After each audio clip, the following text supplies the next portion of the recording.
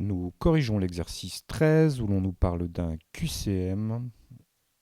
Pour chaque question de ce QCM, on a 4 propositions, dont une correcte. Une réponse correcte rapporte 1 point et une réponse fausse enlève un demi-point. La question A est la suivante.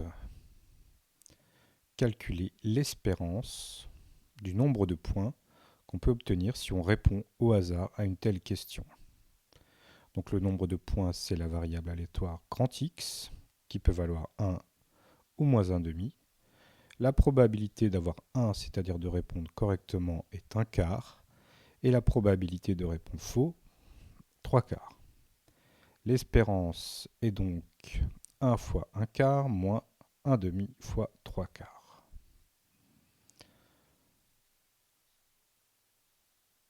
Petit calcul avec les fractions. 1 quart nous donne 2 huitièmes, moins 1 demi fois 3 quarts qui donne 3 huitièmes.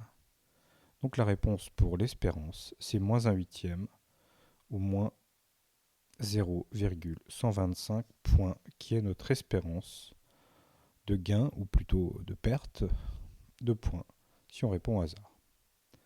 Dans la question B, on nous demande combien faudrait-il perdre de points quand on répond mal pour que l'espérance soit nulle.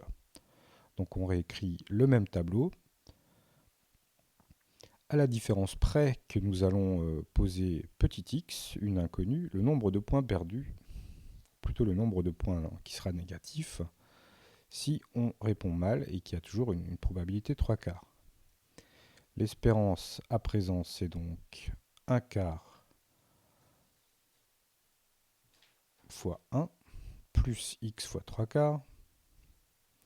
Et on veut que cette espérance soit égale à 0. On veut qu'elle soit nulle.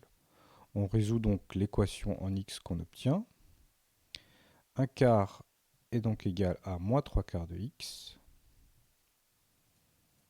Et en divisant par moins 3 quarts de chaque côté, on obtient x égale 1 quart divisé par moins 3 quarts. On multiplie par 4 en haut et en bas. Et on obtient x égale moins 1 tiers. Donc le nombre de points qu'on perd pour une mauvaise réponse, si on veut que l'espérance soit nulle, est moins 1 tiers.